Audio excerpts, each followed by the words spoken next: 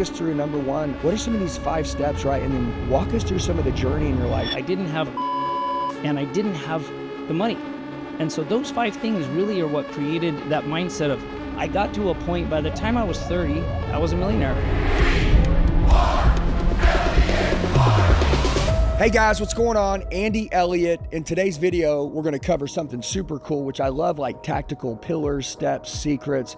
This is gonna be the 5 steps, secrets, pillars that has helped my man Adon right here build from $0 to $70 million a year. Now I wanna tell you something super cool, right? Like if somebody's like, I went from 0 to 100,000, like I'm impressed by that. I mean, honestly, like there's different standards and there's different levels.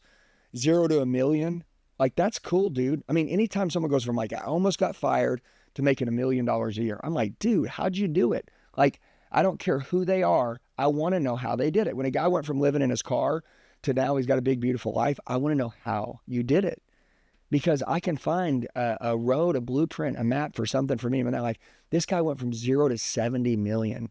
Now, not only on top of that, but he has an incredible relationship with his wife.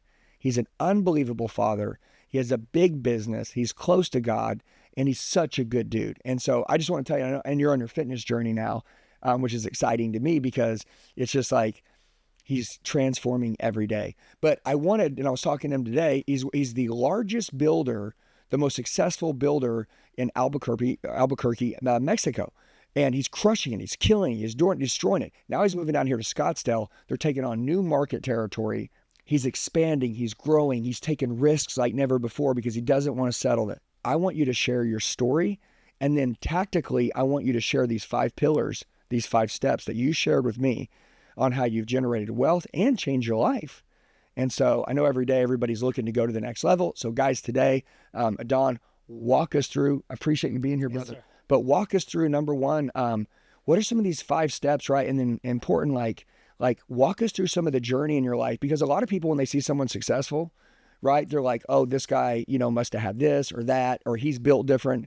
Dude, that's not the case ever. So today you're going to learn that. And I bet you guys will find yourself in his shoes and you guys can go to even further than he's gone. Thank you so much, Andy. It's such an honor to be here with you. Yeah. I've, I heard your story the first time and it reminded me a lot of mine. I came from a very, very, poor environment. And my childhood was rough. Like I said, it was I think a lot of people could relate to just having a rough childhood. And basically I was told, you'll never amount to nothing. Get out of my house. Just a hard situation. Mm-hmm. So I did. Well, luckily I had about 40 grand saved up by 16.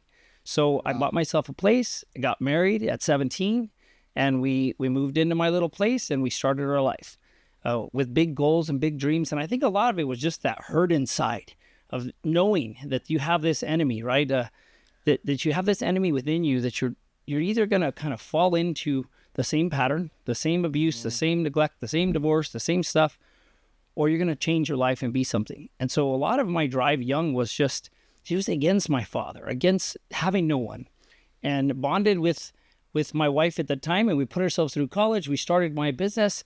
And before you know it, we were thriving. But so much of that was just the dedication, the goals, the planning. But way back then, I didn't have those 5 steps. I didn't have God first. I didn't have family second. I didn't have a team. I didn't have fitness. And I didn't have the money. And so those 5 things really are what created that mindset of, I got to a point, by the time I was 30, I was a millionaire. A little before 30. But I didn't have, I was fit, but I didn't have God. And whenever you don't have that at the center, you plummet. You just fall because it's empty.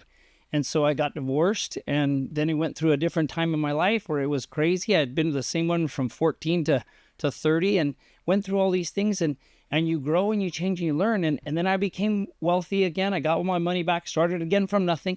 I think that's a big thing too, is when you start from nothing, and then if you lose, you go through a divorce, you go through something tough, you think, well, how do I do this again? Well, we've already accomplished it. It took 30 years the first time. It took 4 years to make it back.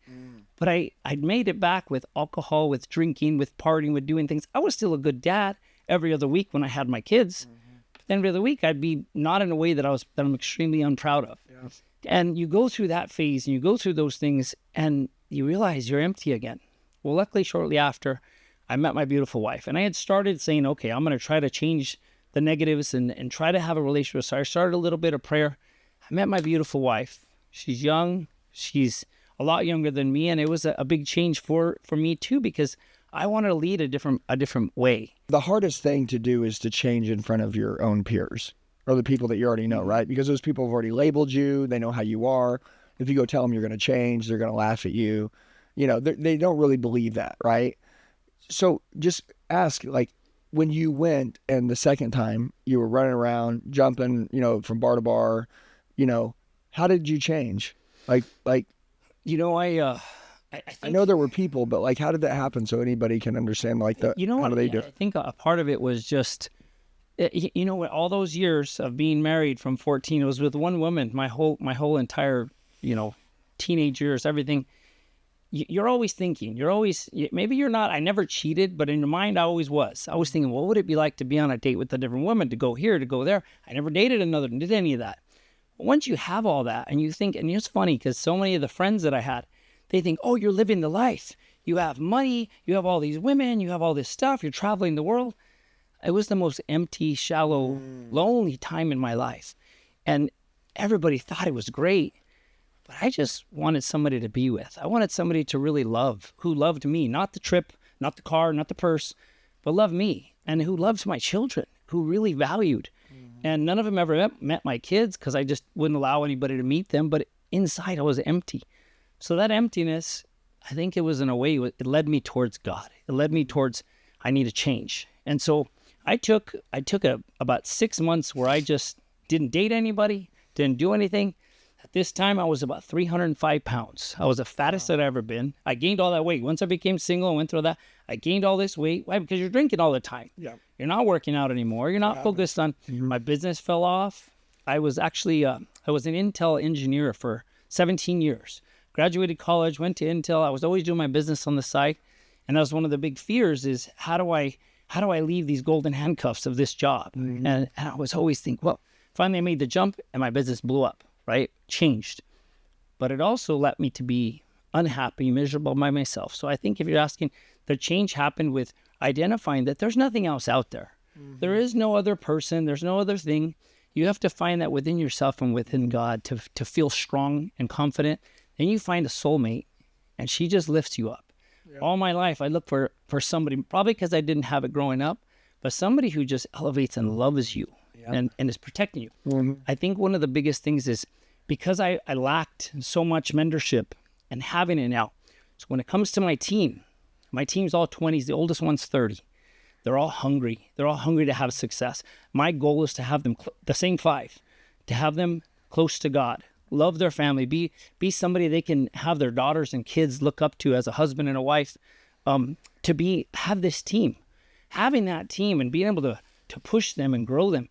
I want them to be extremely successful, but without God, family, you know, their team, and then the fitness, it'll be empty, even no matter how much money they make. But I also want them to be wealthy. Why? Because I want a shortcut. I want to shortcut their life from not having to wait till they're almost 50 to have the great life, which is not just wealth. It's not any of the things. It's a combination of all. And I really push them so hard every day to have that. And so that's what. And you got a beautiful family. Thank you. Thank you so much. A super beautiful family. What are some things that you would recommend people don't do in life? Not what to do. A lot of people are like, do this. Sure. But what are some things that you did that maybe set you back along the way? Some things don't. You mentioned it a second ago. I never answered your question. Is you have to cut the people out of your life that are bringing you in the wrong direction. And if there's anything I could say is establish the people who you want to be like, and surround yourself with them. And a lot of times people are like I grew up really poor. There wasn't anybody that I really looked up to that had all that. And so what I found is there was some that were close to God and I'd be close to them with this, or some were very wealthy and I'd be close to them with that, but I couldn't find the balance. So I think one of the biggest things I think is to have your habits or your mindset in a place where you're doing the basic things. I think so much of being successful at anything, a father, business, is having that mindset, setting the precedent for your mind. How do you do it? Well, you know, if you don't have a mentor, you get it through books, you get it through podcasts, you get it through social media is easy. Most of it's free. You can get it there. At church, there's so many good people there. So many. But a lot of them don't have money. But you can find them. You can find people that are going to lead you in a direction, right? To find that brotherhood. I don't care if it's two people. I don't care if it's a very few amount of people, but find somebody that you can cling on to, that you want to be like. It's very simple. Start emulating the things that they do to have success. Yes. When you see somebody fit, well, how do they eat? How do they work out? How do they sleep? What is their diet? Well, it's no different with fitness than it is with success in money, success in marriage. How many men really actually sit there and think about that, right? How many really devote themselves to the kind of husband they are, the kind of father they are? A lot of them devote to money. But then what about all the other things that they're lacking? Do you think that because you have a certain charisma about yourself, right? You have a certain character and these traits. Do you think that those are things that people really need to develop if they're going to make it in the new age? It's one of the biggest things. It's one of the biggest things that sets people apart. It's not about just having pictures of pretty houses in my business, Yes. or having a video of a beautiful house. You know what sells my houses? That same thing that I make. That I want my business, and I think in any sales department, you got to make it feel like a small boutique, right? You want to make it feel, when you go buy some fancy Louis Vuitton, Gucci, Chanel, so the places my wife loves to go, they know my name. They send me texts. When I come in, they have the champagne my wife likes. Yeah, every time the new they stuff comes in, they know my baby they Dallas. hammer you. Yeah. Yes, and they talk, and they're like, hey, we knew you were coming. And so we have all these things laid out for you. Feels good. And you feel like, man, this feels amazing. It's the red carpet rolled out. When you go to other places, they don't know you, they don't care, right? Haircut. My barber charges $30. I pay him $100. You know why? Because if I text him and say, I need you to be here at 6 p.m. because I don't have a meeting, I'm in. Hey, do you want me to come to your house? Yeah. That boutique feeling feels amazing, right? If you can make people feel like they're in that small boutique feeling, regardless of what you're selling or what you're doing, Yeah. they want to be a part of it. Yeah, I love that. I see why you do so good. I mean, you're a great guy, but you're really passionate about what you do. The transfer of energy is amazing. Plus, the eyes are the window to the soul. You can see in your soul that it's peace, it's love. Thank you. But also, there's a psychopath who wants to be the best. Absolutely. You know what I'm saying? I love winning. Yeah. I hate losing more than anything there is. Yeah, and you're like, over my dead body, am I going to let someone down? Yes, sir. Like that old school principle, He which talks is about rare. It is Yeah. rare. Yeah, the old It's school something that's principle. been lost a lot. You're posting on social media now, Instagram, Facebook, right? Yes, sir. And you put out daily content on things you're doing. Yes. You know, like on your journey, things that can help other people. Everybody right now, do me a favor. I want you to go to Instagram. I want you to go to Facebook. What is your Facebook page? Candelaria Homes. Okay, we'll put that on the screen. That's the name of his homes company. Right? Yes, sir. And is it same one for Instagram? Yes, sir. Okay, good. And so we're going to put his Instagram handle. We'll put his Facebook. You guys right now, you've heard the 5 pillars that has helped him change his life. Through life, you learn some of them a little earlier. You learn some a little later, right? Yes, sir. We'll finish with this, but what do you think life could have looked like if you would have learned all this at 21? Oh, I couldn't imagine. That makes me so excited about my team because they're young. Is to have those things in place, to have God, family, your team, develop a team, fitness, and then the money. The money will be there. Yeah. If you set the mindset and you have those first 4 in line, the money will come. You can make money at anything. If I closed my home building business down and started selling boats, Yeah. I'd make millions at selling boats. Same thing. Makes no damn bit of difference. I love my home building. I love impacting, creating people's dreams and making them a reality. So I love what I do. Yeah. You got to love what you do. And if you don't, do something you love. But there's something to the old school mentality of do what you say and then say what you're going to do. Just do it. Yeah. No matter how hard it is. My team knows I've never let any of them down. Yeah. I never will. I tell my them team, if I'm not if I'm not there, it's because I'm dead. Because I will not let you down. Yeah. And then you just don't. I tell my team the same thing. I say, dude, if I ever lie to you guys about anything, walk out of here. Yeah. Just leave. I don't want you to work here. The reason why is because I don't deserve to have you here with me because I'm a liar. And so I just call this really high standard, culture. It's called a call out culture. And it holds you really accountable. And the hardest thing in this life to do is to hold your word to yourself. Yes. Right? Yeah. It's easy to not let you down. Yes. It's changed my life just in the last 2 years. Yeah. See. Is you call me out. Yeah, exactly. You called me out 12 weeks ago. Yeah. Don, you're doing great. You have a beautiful family. We had lunch. How do you think it'd be if you were in shape? And that cut me, right? It hurt me. Why? Because I was working out so much. I was still drinking. I could totally stop drinking. I wasn't dieting. I wasn't doing the right things. Yeah. And you weren't mean about it. In my mind, I heard you tell me, you're fat, you're not nothing. It's almost like my dad talking to me. Yeah. You didn't say any of that stuff. My wife, she always says like, hey, take the trash out. I hear her say, take the damn effing trash out. Yes. I'm like, that's the what way I I heard. process So what did I everything. do? I've lost 47 pounds in 12 weeks. How? By working my ass off, but by dieting, intermittent fasting, doing the things that, and I got 5 more months till 50. I will have a jack 6-pack by 50. Yeah, and you look amazing, man. I'm just focused. watching your body. And it just feels good. Yeah. And then you said, then how do you think people are going to look at, you have this great message, but when people see you, do they see discipline? Yeah. Do they see this man? When they see a disciplined, fit man, they think they can trust that man. They want to be like that man. Yeah. When they see a sober, God-loving man who loves his wife and baby, who's loyal to them, now they want to be that.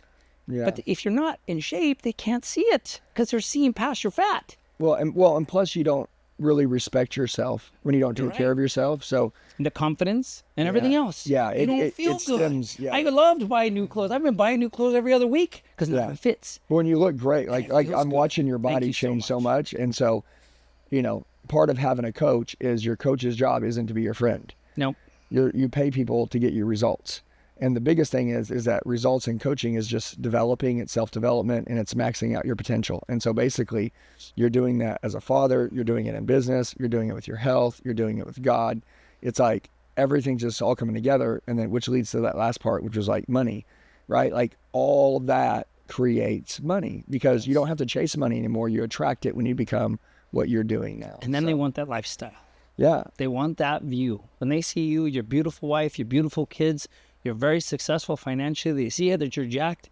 They're like, well, what is this guy saying? What's he selling? Whatever it is, I'm buying because I want the same things. Yeah. We all want the same thing. It's we want infectious. the respect of our wives, of our kids. We want the respect of society. Yeah. We want to feel more than anything. We want the respect of ourselves. Yes. And even 3 months ago, I didn't have that. Why? Because I still fat. Yeah. And you don't feel that. No matter what you are inside. And you told me one thing you said at that lunch is, I want people to see the fire inside of you outside. Mm-hmm. Now they're starting to see it. Yeah. And then when they see it, then you can give your message of faith and hope and love, that you can come from absolutely nothing to a multimillionaire, from being a man who never had a good father or saw what it was like to have a good husband, him being a good husband, to be that husband. It took me a lot of years. Yeah. But I feel like I'm turning into that now. Yeah. And so this took us down a rabbit hole of, at 21, if you had learned this, what could you have done? And he basically could have done everything. I would be a billionaire. Yeah. I'd be a billionaire. I'd have been close to God. I wouldn't have had 3 marriages. Yeah. It'd be a different life. Because Yeah. I'd have followed those things. Yeah. I would have had years of emptiness and pain. Yeah. I would have fixed all that. Yeah. And if you wouldn't have shifted and made this change you done now, you'd have died with regrets. Yes. Yeah. So if anybody's watching this, number one, make a change today. And this is what happens. And no matter how old you are, you can make a change at 15. You can make a change at 90 years old. It doesn't really matter. Like, that's the cool thing about life, is age doesn't matter. Okay. And I want you guys to follow him on Facebook. I want you to follow him on Instagram. If you loved his message today, go follow him and hit him a DM, message him. I love it. I love the world we live in, that we can all connect with each other. And if you live in New Mexico, if you live in Arizona, I know he's going to be building and branching all around the world. This guy builds some killer homes. Unreal. Some of our really good friends, he's building next door to our house right now.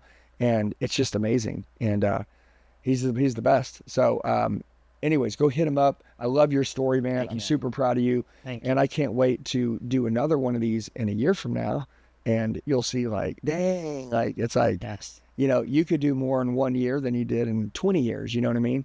And I love that. I think it's about compressing time frames when you get wise. So if you're watching this, get wise, listen to what he said. And he said, had he had the right leader, he would have been, way further by now. And so, but now you heard his message. So now you have the responsibility to change your life, because he didn't hear it when he was younger. And then when I heard it, I took on the responsibility to change my life. Now it's your turn. So we love you guys. We'll see you in the next video. Make sure you comment below, subscribe. And most importantly, go follow my man right here. He's on a mission. He's on a path. Go support his journey. Love you guys. See you in the next video.